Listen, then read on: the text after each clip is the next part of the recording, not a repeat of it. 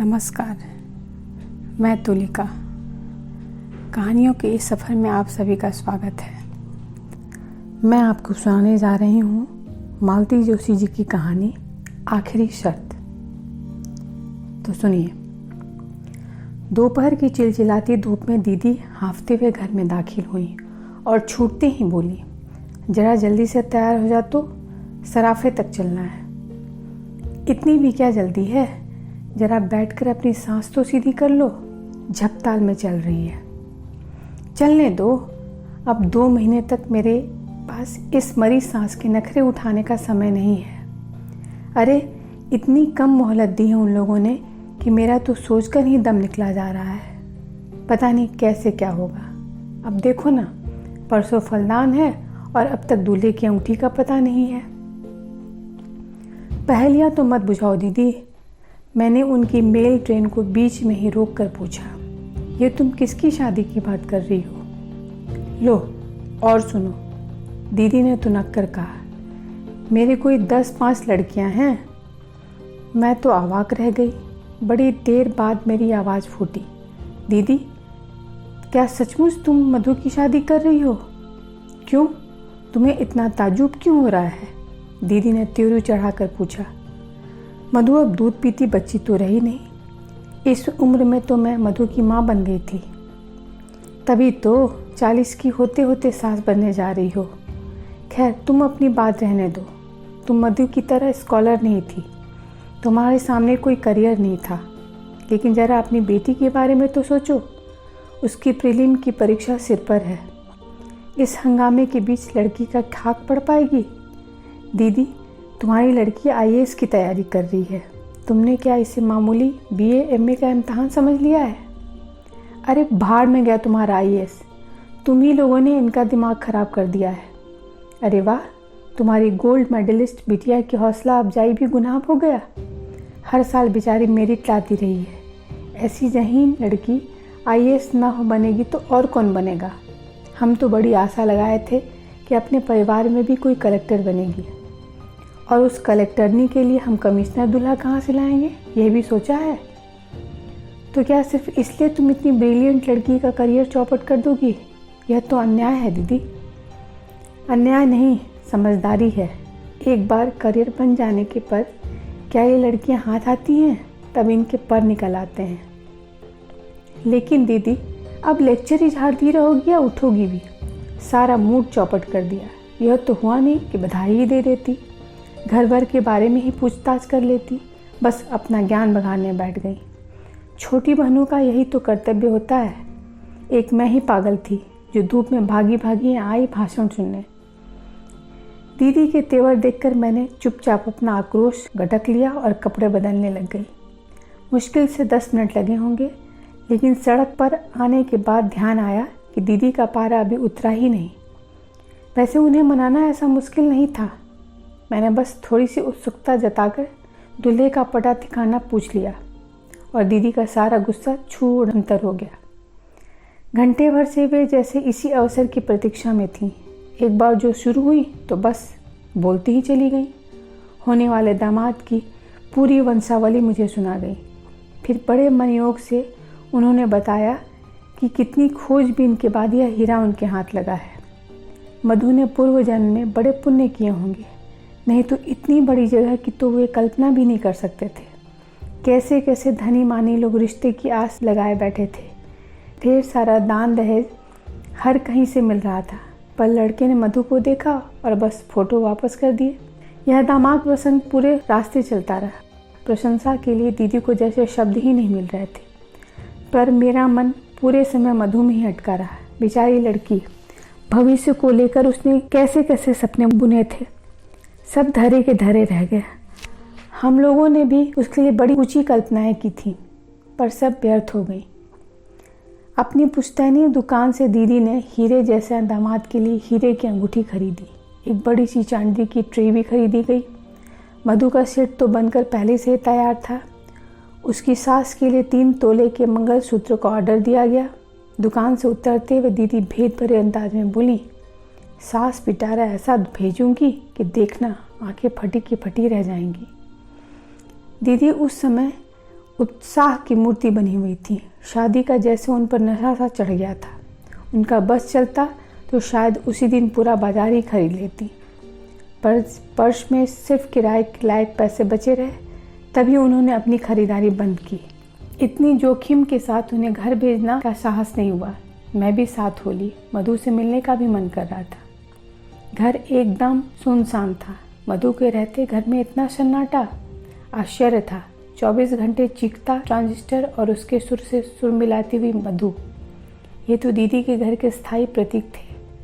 मधु घर में नहीं, अपने कमरे में होगी, दीदी ने बताया और फिर एकदम याचना भरे स्वर में कहने लगी, तेरे हाथ जोड़ती हूँ कुसुम, उसके पास जाकर कुछ ऐसी वैसी बातें मत करना।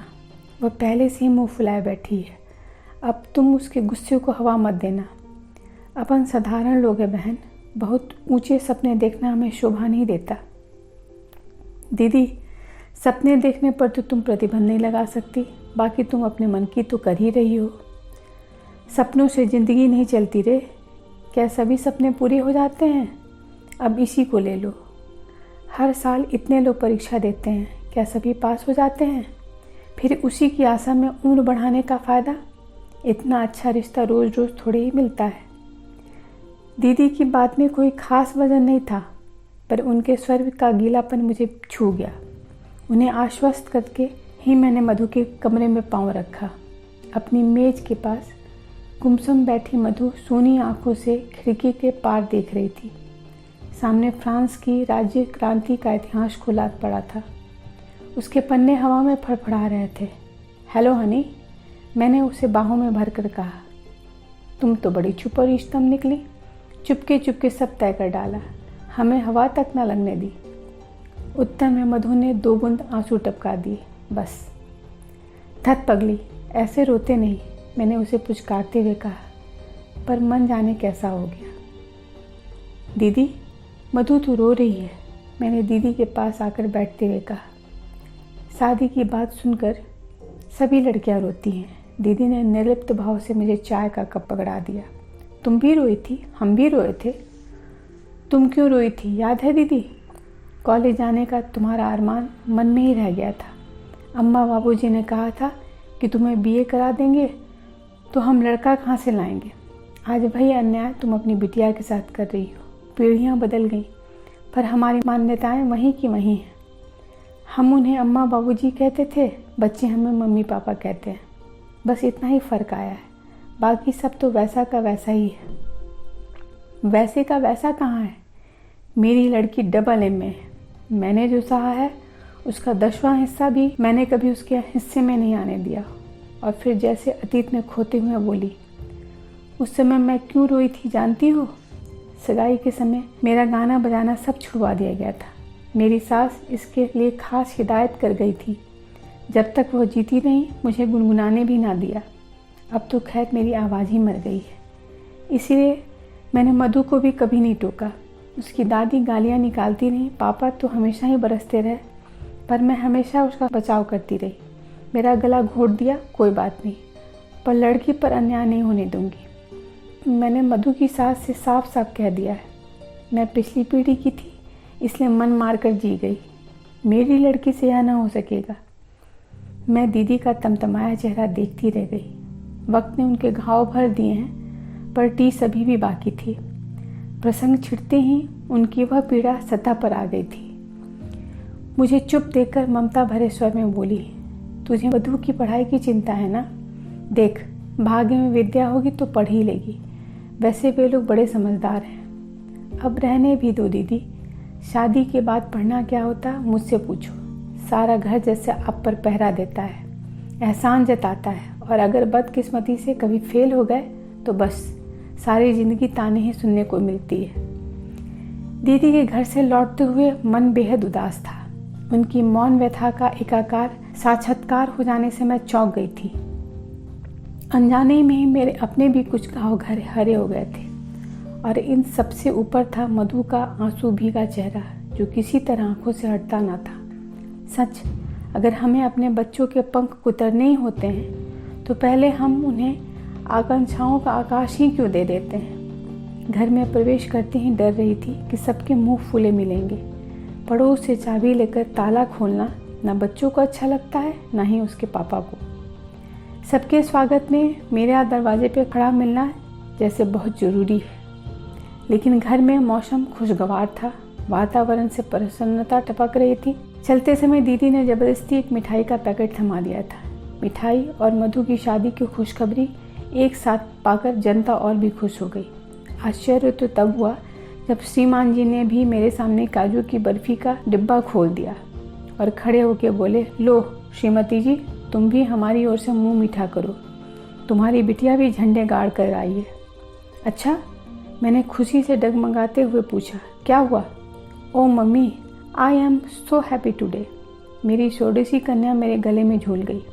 अरे पहले मुझे बताओ तो कुछ, तुम्हारी बिटिया का मद्रास कला केंद्र की स्कॉलरशिप मिली है। किस लिए? भरतनाट्यम के, क्या कहते हैं उसे, हाँ, गहन प्रशिक्षण के लिए, एक्सेसिव स्टडी इन भरतनाट्यम। अब हमारी लाडो 3 साल तक मद्रास में रहकर बड़े बड़े महारथियों से प्रशिक्षण प्राप्त करेगी। ओ मम्मा, आई एम सो हैप्पी। शीतल फिर एक बार मुझसे झूलने को थी कि मैंने उस सख्ती से अलग कर दिया और उसी सख्त लहजे में उसके पिता से पूछा, 3 साल तक मद्रास में रहेगी और इसकी पढ़ाई का क्या होगा? अरे भाई, पढ़ने ही तो जा रही है, बताया ना, गहन प्रशिक्षण के लिए जा रही है। अरे वाह, यह कोई पढ़ाई है? अच्छा भला तो नाच लेती है, अब और प्रशिक्षण लेकर क्या करेगी? BA MA करके ही कोई क्या कर लेता है। ज़रा इस बात पर तो गौर करो कि 810 लोगों ने फॉर्म भरे थे, उसमें से केवल 10 को चुना गया है और उन 10 भाग्यशाली लोगों में तुम्हारी बिटिया भी एक है। कब भरे गए थे फॉर्म? किससे पूछकर भरे गए थे? आवेश में मेरा गला ही रुध गया। इतना एक्साइट क्यों हो रही हो? इतना बड़ा कदम क्या वह अपने मन से उठाएगी? मैंने भरवाया था और शायद तुम्हें बताया भी था। गलत। मुझे बताया होता तो मैं हाँ कभी नहीं करती। मैंने तो इसे डॉक्टर बनाने का सपना देखा था। छी, मैं नहीं बनूंगी डॉक्टर, मुझे वह चीड़ फाड़ जरा भी अच्छी नहीं लगती। शीतल ने ऐसे मुंह बना दिया जैसे उपकाई आ रही हो। तुम्हें तो बस पैरों में घुंघरू बांधकर मटकना अच्छा लगता है। मैंने उससे भी बुरा मुंह बनाकर कहा, यह अच्छी ज़बरदस्ती है। शीतल के पिता सहायता के लिए दौड़ पड़े। उसकी दिलचस्पी मेडिकल प्रोफेशन में नहीं है तो ना सही, दुनिया में और भी तो विद्याएं हैं कि बस नाचना ही रह गया है। पर मम्मा, इसमें बुराई ही क्या है? देखो, वे गंभीर होकर बोले, बच्चों पर अपनी पसंद नापसंद लादने के लिए अब ये दिन अब लद गए। अब हमें उनकी रुचि का भी ध्यान रखना चाहिए। और कैसे ध्यान रखा जाता है? मैंने चिढ़ कर कहा। इसके लिए हमने ट्यूटर रखे, महंगी पोशाकें सिलवाई, रियाज के लिए टेप रिकॉर्डर खरीदा। बच्चों के शौक़ के लिए हम कब पीछे हटे हैं, बल्कि अपनी हैसियत से कुछ ज़्यादा ही करते रहे हैं। पर इसका मतलब ये थोड़े ही है कि सब कुछ छोड़कर उसी में जुट जाओ, रुपया भी फूको और साल भी बिगाड़ो। देखो, शौक़ अपनी जगह है, करियर अपनी जगह। डांस सिर्फ शीतल का शौक़ या हॉबी नहीं है कुसुम, वह इसे अपना करियर बनाना चाहती है। वाह, क्या बात है। कल को उसकी शादी भी करनी है कि नहीं? यह शादी के बाद बीच में कहाँ से आ गई?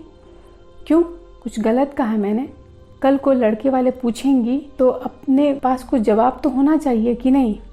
कि यही कह देंगे कि साहब, लड़की पढ़ी लिखी है, बस नाचना जानती है। वो क्या कहते हैं, गहन प्रशिक्षण प्राप्त है।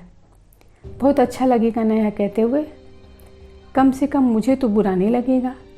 और इस बात को सुनने के बाद कितने लड़के शादी के लिए तैयार होंगे? मुझे संदेह क्यों हो रहा है? इसलिए कि मैं हिंदुस्तानी लड़कों की मनोवृत्ति को आपसे ज़्यादा समझती हूँ। मैं जानती हूँ कि अपने को अत्याधुनिक कहने वाले युवक भी पत्नी को स्टेज पर नाचते हुए नहीं देख सकते। कला की प्रशंसा करना एक बात है, कलाकार से शादी करना दूसरी बात। शादी शादी शादी, शीतल एकदम चीख पड़ी। बंद करो मम्मा, बोर हो गई हूँ मैं। ये तो क्या लड़की करेगा, यही एक आखिरी शर्त है, शादी? ओ गॉड, हाँ, यही आखिरी और अनिवार्य शर्त है, मैंने कहा और दोनों हाथों से अपना चेहरा ढांप लिया। मेरी प्रगतिशीलता का नकाब किसी ने फाड़ कर फेंक दिया और मुझे अब अपने चेहरे पर शर्म आ रही थी। बस।